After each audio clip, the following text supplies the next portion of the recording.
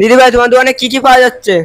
আমার দোকানে বাসন্তী পোলাও আছে, ফ্রাইড রাইস আছে, সাথে কম্বো চিলি চিকেন আছে, চিকেন কষা আছে আর মাটনটা আছে। দোকানের টাইমিংটা কি আছে?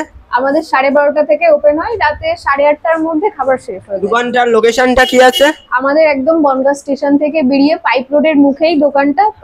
নিয়ারেস্ট লোকেশন মোড় সুপার মার্কেট আছে, মোড় সুপার মার্কেটের দুটো দোকান পরেই আমাদের দোকান। ও ঠিক আছে। কি করে প্ল্যান হলো এই দোকানটা দেওয়ার? অ্যাকচুয়ালি অনেকদিন আগে থেকেই কনসেপ্টটা ছিল যে কিছু একটা করব, নিজে কিছু একটা করব, তো এটাই মাথায় এলো, এটাই ওপেন করে ফেললাম। পার্সেল চলে যাচ্ছে, দেখতে পাচ্ছ গরম গরম পোলাও 2 প্যাকেট পার্সেল। দাদা কোথাতে আইছো? আমাদের বাড়ি বনগাঁতেই। বনগাঁতে খাও এই দোকানতে সবদিন? হ্যাঁ খাই বলতে এসেছি। ও ভালো লাগছে।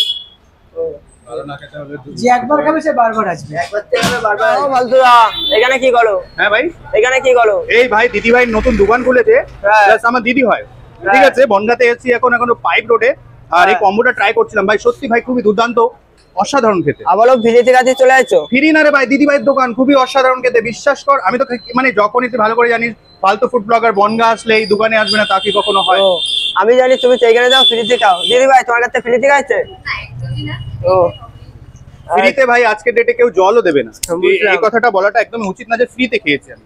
সত্যি ভাই খুবই অসাধারণ খেতে। দেখ চিলি চিকেন নিয়েছিলাম, সেটা তো এখন শেষ পর্যায়ে এসছিস, তবু আমি তোকে বলবো ভাই সত্যি খুবই অসাধারণ খেতে। দোকানের দাম নিয়েছে জানিস? কয় টাকা? 50 টাকা।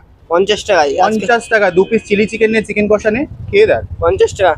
দোকানে ভিড় ভাড় দেখতে পাচ্ছ গাইস, মারাত্মক ভিড় ভাড়। আর এই দাদা খেয়ে লইছে। দাদা আমি এখনো খেয়ে দেখিনি, বলতে পারছি না। প্লেটটা আমাকে ধরিয়ে দিয়েছে, কি করো বলো। এই যে